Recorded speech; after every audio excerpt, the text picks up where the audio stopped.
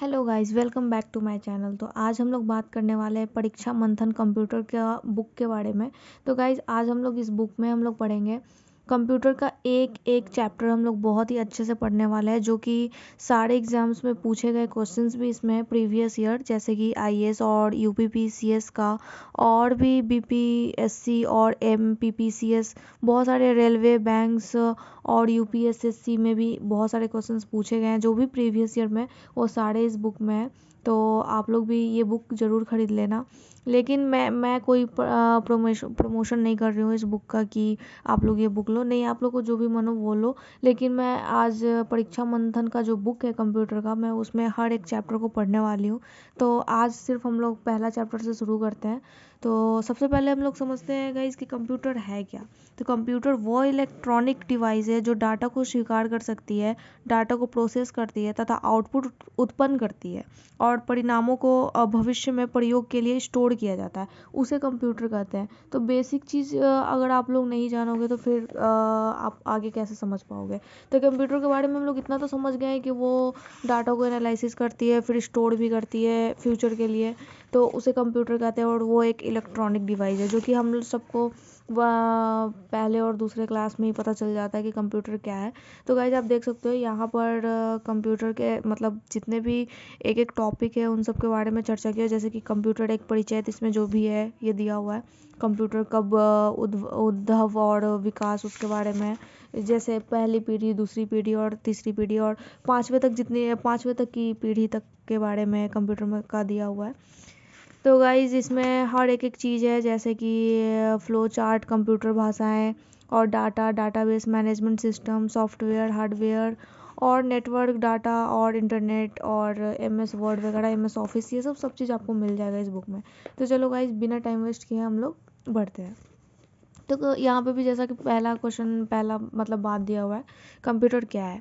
Computer एक स्वचालित electronic machine है जो डाटा तथा निर्देशों को इनपुट के रूप में ग्रहण करता है और निर्देशों के अनुरूप का विश्लेषण करता है तथा आवश्यक परिणामों को निश्चित प्रारूप में आउटपुट के रूप में निर्गत करता है।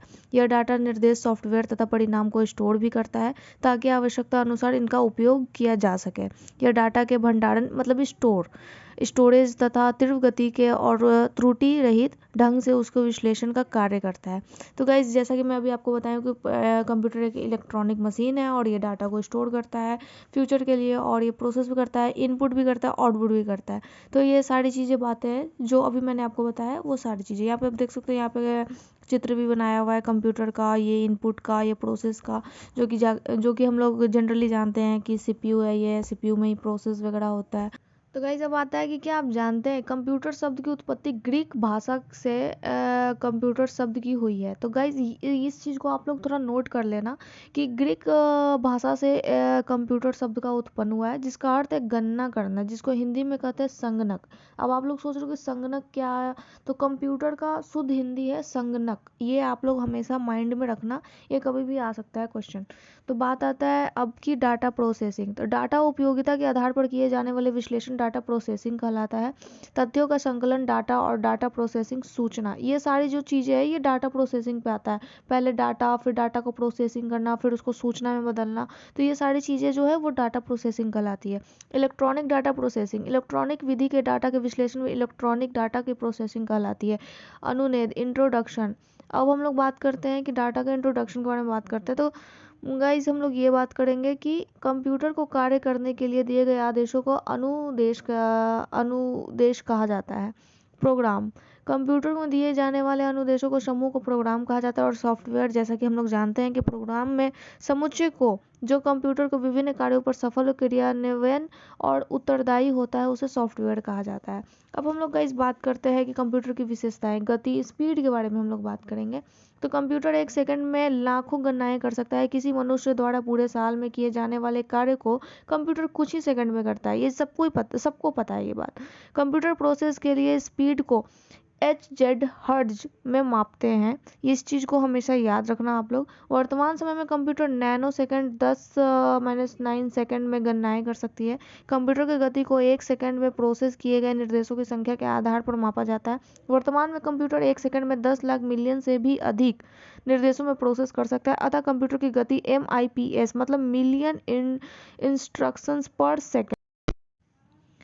तो गाइज अब हम लोग बात करते हैं सॉफ्टवेयर के बारे में। तो अनुदेशों और प्रोग्रामों का समूह जो कंप्यूटर को यह बतलाता है कि उसे क्या और कैसे करना है, सॉफ्टवेयर कहलाता है। कंप्यूटर का हार्डवेयर सॉफ्टवेयर के अनुदेशों के अनुसार ही काम करता है। जैसे कि अगर आप जो कुछ भी आदेश देते हैं वो सॉफ्टवेयर करता है। एक ही हार्डवेयर अलग अलग सॉफ्टवेयर निर्देशों के आधार पर अलग अलग कार्य करता है। सॉफ्टवेयर को हम छू नहीं सकते हैं, ना ही इसे देख सकते हैं। इस प्रकार के हार्डवेयर यदि कंप्यूटर या शरीर है तो वो सॉफ्टवेयर उसकी आत्मा है। आप लोग समझ रहे होंगे ना गाइस कि जैसे हम लोग हार्डवेयर को टच कर सकते हैं लेकिन सॉफ्टवेयर को टच नहीं कर सकते हैं। अब बात करते हैं डाटा क्या है। डाटा कच्चे तथा रॉ फैक्ट्स और सूचनाओं की अव्यवस्थित संकलन है जिसका कोई सार्थक निष्कर्ष नहीं निकाला जा सकता है। डाटा को दो प्रकार से विभाजित किया जाता है, संख्यात्मक डाटा, चिन्हात्मक डाटा। तो गाइज हम लोग न्यूमेरिकल डाटा और अल्फा न्यूमेरिकल डाटा के बारे में बात करते हैं। तो न्यूमेरिकल डाटा यह अंकों से बना डाटा है जिसमें 0, 1, 2, 9 तक अंकों का प्रयोग किया जाता है। इस तरह के डाटा पर हम अंक गणितीय क्रियाएं कर सकते हैं जैसे कि विद्यार्थियों का प्राप्तांक, कर्मचारियों का वेतन आदि। आप लोग समझ रहे हैं गाइस। अब बात करते हैं हम लोग अल्फा न्यूमेरिकल डाटा। इसमें अक्षरों, अंकों तथा चिन्हों का प्रयोग किया जाता है। इसमें अंक गणित क्रियाएं नहीं की जा सकती है, पर इसकी तुलना भी नहीं की जा सकती है, जैसे कि कर्मचारियों का पता।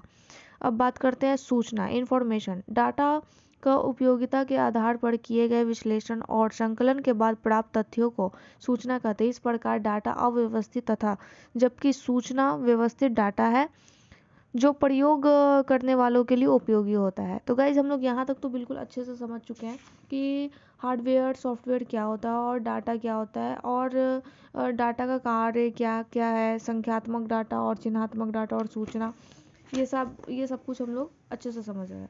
लेकिन गाइज अब हम आपको बताते हैं तरीके से हम लोग आगे बढ़ते हैं और हम आपको एक और इम्पॉर्टेंट बात मैं बताना चाहूँगी। भारत में कंप्यूटर का प्रथम प्रयोग 16 अगस्त 1986 को बेंगलुरु के प्रधान डाकघर में किया गया था, जबकि भारत का प्रथम कंप्यूटरीकृत डाकघर नई दिल्ली है। इस चीज़ को आप याद रखिएगा और इस चीज़ में बिल्कुल भी आप कंफ्यूज मत होना।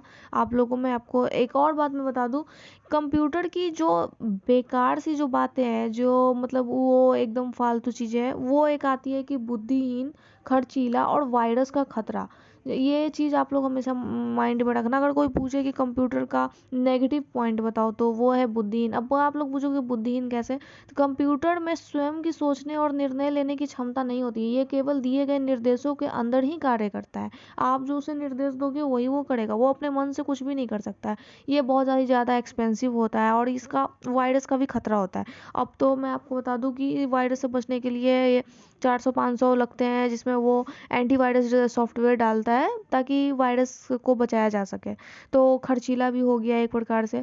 लेकिन अगर बात करें तो इसकी बहुत ही अच्छी मतलब बेनिफिट भी है, मेरिट बहुत ही ज़्यादा, डिमेरिट यही कुछ थोड़े बहुत है। तो कंप्यूटर अपने कार्य के लिए बहुत विद्युत पर भी निर्भर करता है, बहुत ही ज़्यादा इलेक्ट्रिसिटी भी उठाता है। अब तो क्या बोलते हैं, उसको चार्ज करना पड़ता है। लैपटॉप भी अगर अभी है तो उसे भी चार्ज करना पड़ता है। और जब कंप्यूटर जब प्रथम पीढ़ी और दूसरी पीढ़ी और तीसरी पीढ़ी की जो कंप्यूटर थी उसमें क्या होता था कि बिजली बहुत ही ज़्यादा उठाता था, उसमें बहुत ही ज़्यादा खपत होती थी बिजली की। तो गाइस जब हम लोग बात करते हैं कंप्यूटर के अनुप्रयोग, ठीक है, application of computer, data processing, सूचना का आदान प्रदान, शिक्षा, वैज्ञानिक अनुसंधान, रेलवे और वायुयान का आरक्षण, बैंक। और जैसे कि अब बात हो रहा है कि इसका मतलब क्या क्या मतलब काम। तो हम लोग जैसा कि जानते हैं कि बैंक में भी है, मतलब बैंक में भी अब तो बिना कंप्यूटर को तो इमेजिन भी नहीं किया जा सकता है। और शिक्षा में भी आप देख सकते हो ऑनलाइन क्लासेस, जैसे कि मैं अभी वीडियो अपलोड कर रही हूँ तो ये शिक्षा ही हुआ। मैं अब ऐसे पढ़कर मैं बता रही हूँ और आप लोगों को भी जानकारी प्राप्त हो रही है, तो एक शिक्षा हुआ। और ये बात है कि रेलवे और फ्लाइट का टिकट वगैरह काटना, इन सब चीज़ के लिए भी बहुत अच्छा है। तो गाइस यहाँ पे एक और पॉइंट है कि ATM का फुल फॉर्म क्या होता है? अगर आप लोग को पता है तो आप लोग कमेंट बॉक्स में ज़रूर बताना कि एटीएम का फुल फॉर्म क्या होता है। मैं भी देखना चाहती हूँ कि हमारे साथ साथ कितने लोग पढ़ रहे हैं। तो एटीएम का फुल फॉर्म ज़रूर आप लोग बताना। दूसरा है कि मेडिसिन और हॉस्पिटल्स वगैरह में भी बहुत ही ज़्यादा, जैसे शरीर के अंदर रोगों का पता लगाने के लिए कंप्यूटर का बहुत ही बड़ा मतलब ये है, जैसे सिटी स्कैन वगैरह, अल्ट्रासाउंड, एक्सरे, विभिन्न जांचों में कंप्यूटर का प्रयोग किया जाता है। ठीक है। डिफेंस में रक्षा अनुसंधान, वायुयान नियंत्रण, मिसाइल, रडार आदि कंप्यूटर का प्रयोग किया जाता है। तो बहुत सारे प्रयोग है। मनोरंजन में भी आप देख सकते हो, आप क्रिकेट वगैरह देखते हो। फिर उसके बाद जो गवर्नमेंट लोग हैं सरकारी दफ्तरों में भी आप देख सकते हो बहुत। और अभी सरकार जो अगर उनको किसी चीज़ का पब्लिश करना रहता है किसी चीज़ को, तो वो सबसे पहले ऑनलाइन ही होता है। उसके बाद ही हम लोग अब देखते हैं कि वो ऑफलाइन भी हमें पता चलता है, लेकिन सबसे पहले हमें ऑनलाइन ही पता चलता है। तो गाइज एक और पॉइंट मैं आपको बताना चाहती हूँ कि 2 दिसंबर प्रतिवर्ष विश्व कंप्यूटर साक्षरता दिवस के रूप में मनाया जाता है। तो क्वेश्चन ये आ सकता है कि कंप्यूटर साक्षरता दिवस कब है? तो ये आप लोग हमेशा याद रखना, 2 दिसंबर, इसे आप कभी मत भूलना। तो गाइज अब हम लोग बात करते हैं कंप्यूटर अनुप्रयोग प्रभाव, मतलब इम्पैक्ट ऑफ कंप्यूटराइजेशन। समय की बचत, त्रुटि रहित कार्य की गुणवत्ता। तो गाइज अब हम लोग कुछ शॉर्ट नोट्स देखेंगे, मतलब कि वन लाइनर अब हम लोग देखेंगे। जैसे कि अब मैं आपको बताती हूँ कि आपके कंप्यूटर का प्रत्येक घटक क्या है। तो वो क्या है होगा गाइज? तो हार्डवेयर और सॉफ्टवेयर। कंप्यूटर की बुनियादी कार्य क्या है? तो डाटा को स्वीकार करना, डाटा को सूचना के प्रोसेस करना, डाटा को सूचना एवं स्टोर करना और सूचना को विश्लेषण करना। अब बात हम लोग करते हैं कि इनपुट के कंप्यूटर प्रोसेसिंग का परिणाम क्या है। तो आउटपुट कंप्यूटर के प्रोसेसिंग बुनियादी लक्ष्य क्या है? तो डाटा को सूचना में बदलना। नॉन न्यूमेरिकल डाटा का उदाहरण क्या है? तो कर्मचारी का पता। कंप्यूटर की विशेषता नहीं है क्या है? तो सोचने की क्षमता, जो कि कंप्यूटर की विशेषता नहीं है। कंप्यूटर के संदर्भ में आईटी का पूरा नाम क्या है? तो इंफॉर्मेशन टेक्नोलॉजी। इस चीज़ को आप लोग हमेशा याद रखना, इंफॉर्मेशन टेक्नोलॉजी, आईटी का फुल फॉर्म। भारत का पहला कंप्यूटर कहाँ स्थापित किया गया था? तो भारतीय सांख्यिकी संस्था कलकत्ता में। ठीक है। देश का प्रथम कंप्यूटर साक्षर जिला पूछ रहा है यहाँ पर, तो जिला क्या होगा? केरल। और केरल कहाँ? मलप्पुरम। विश्व कंप्यूटर साक्षर दिवस कब मनाया जाता है? जैसा कि मैंने आपको पिछले अभी बताया है थोड़ी देर पहले, 2 दिसंबर को। तो ये सारी चीज़ें। अब गाइज यहाँ पे थोड़ी ऑब्जेक्टिव क्वेश्चंस भी है, उन सब चीज़ को भी देखना है। तो गाइज मुझे आपको बताने की ज़रूरत नहीं है कि कंप्यूटर क्या है। तो कंप्यूटर क्या है? आंकड़ों और भंडारों वाली सक्षम युक्ति और आंकड़ों का विश्लेषण करने की सक्षम युक्ति और पूर्ण गोपनीय बनाए रखने वाले, उसमें पासवर्ड भी दिए रहते हैं और कभी कभी वायरस द्वारा संक्रमित भी होता है। तो ये चारों बातें होंगी। तो ये हाँ, यहाँ पे हमें चारों बातों को टिक करना है, मतलब डी होगा आंसर, मतलब सभी चारों। तो और यहाँ पे गाइज यहाँ पे बहुत ही अच्छे से एक्सप्लेन किया हुआ है, लेकिन अब मुझे नहीं लगता है कि अब एक्सप्लेन करने की ज़रूरत है, क्योंकि हम लोग इतने बार जान गए कि कंप्यूटर क्या है। तो स्टोर करना और एनालिसिस करना और क्या बोलते हैं, कभी कभी सूचना का विश्लेषण करना और संक्रमित भी कभी कभी हो जाना, ये सबको पता है। ठीक है। तो कंप्यूटर निम्नलिखित में से कौन सा कार्य नहीं करता है? क्या नहीं करता है गाइस? तो ये हमें थोड़ा देखना पड़ेगा। तो इसमें बात है कि अंडरस्टैंडिंग, ये हमें पता है कि कंप्यूटर की खुद की सोचने समझने की शक्ति नहीं होती है, उसे सब चीज़ करवाना पड़ता है। तो अंडरस्टैंडिंग वो नहीं है। वो इलेक्ट्रॉनिक डिवाइस जो डाटा को स्वीकार कर सकती है, फिर से वही क्वेश्चन है गाइज, आप देख सकते हो। वो इलेक्ट्रॉनिक डिवाइस जो डाटा को स्वीकार करती है, डाटा को प्रोसेस करती है, आउटपुट को उत्पन्न करती है और परिणामों को भविष्य के लिए प्रयोग करने के लिए स्टोर करती है, उसे क्या कहते हैं? तो कंप्यूटर कहते हैं। तो गाइज वो सेम अधिकतर बातें वही सब दी हुई है। तो अब बात है कि निम्नलिखित में से कौन सा कंप्यूटर का गुण है? तीव्र गति, त्रुटि रहित कार्य, गोपनीयता, उपयुक्त सभी। आपको क्या लग रहा है गाइज? आप लोग कमेंट बॉक्स में बता दो। डाटा प्रोसेसिंग का अर्थ क्या है? डाटा संग्रहण, डाटा को सजाना, डाटा को उपयोगी बनाना। तो डाटा को उपयोगी बनाना। चिन्हात्मक डाटा, अल्फा न्यूमेरिकल डाटा में प्रयोग किया जाता है क्या? अंकों का, अक्षरों का, चिन्हों का या उपयुक्त सभी का। जैसा कि मैंने अभी बताया है कि अल्फा न्यूमेरिकल डाटा में सभी चीज़ों का, अंकों का भी, चिन्हों का भी, मतलब और अक्षरों का भी, इन सभी का उपयोग किया जाता है। इनमें से कौन से कंप्यूटर का गुण नहीं है? तो गुण नहीं है क्या होगा? बुद्धिहीन, जैसा कि मैंने अभी बताया था। विश्व का सर्वाधिक कंप्यूटर वाला देश कौन सा है? ये आप लोग आंख बंद करके बताना, ये बिल्कुल आपको भी पता होगा। अमेरिका सबसे ज़्यादा वहाँ पर कंप्यूटर का उपयोग किया जाता है और सबसे ज़्यादा उसमें वहाँ पर कंप्यूटर पाया जाता है, आप वो सबसे ज़्यादा उपयोग किया जाता है। कंप्यूटर की साक्षरता का अर्थ क्या है? तो इसका आप बता दो। कंप्यूटर के कार्य क्षमता की जानकारी रखना उसे कहते हैं। साक्षरता मतलब क्या होता है ये आप लोग को भी पता होगा, तो ये चीज़ आप लोग थोड़ा देख लेना। मतलब उसका ज्ञान होना, साक्षरता मतलब ज्ञान होना। तो बैंकिंग में लेन देन ECS का फुल फॉर्म क्या होता है? तो गाइज मैं आपको एक यहाँ पे एक ट्रिक बताती हूँ। ECS और जहाँ बैंकिंग का बात हो तो क्लियरिंग याद आप लोग हमेशा रखना। ECS और बैंकिंग का क्वेश्चन रहा है। तो हम लोग बात करते हैं निम्नलिखित विकल्पों में से कंपाइल टाइम त्रुटि चुनिए। तो ये क्या होगा गाइज? सिंटेक्स त्रुटि, ठीक है। तो अब बात करते हैं कि किसे कंप्यूटर की मस्तिष्क कहा जाता है। तो गाइज ये हर किसी को पता है कि CPU को कंप्यूटर का मस्तिष्क कहा जाता है।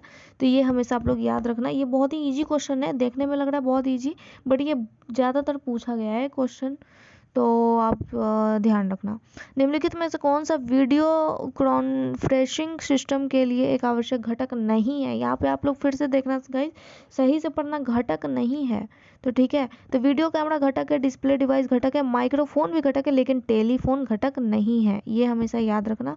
कौन सी साइबर अपराध को दी हुई विशेषताएं हैं? तो गाइज इस तरीके से क्वेश्चन नहीं पूछेगी कि विशेषताएं हैं, पूछेगी कि कार्य, कौन सा कार्य के कारण, कौन सी चीज़ों के कारण साइबर अपराध होती है।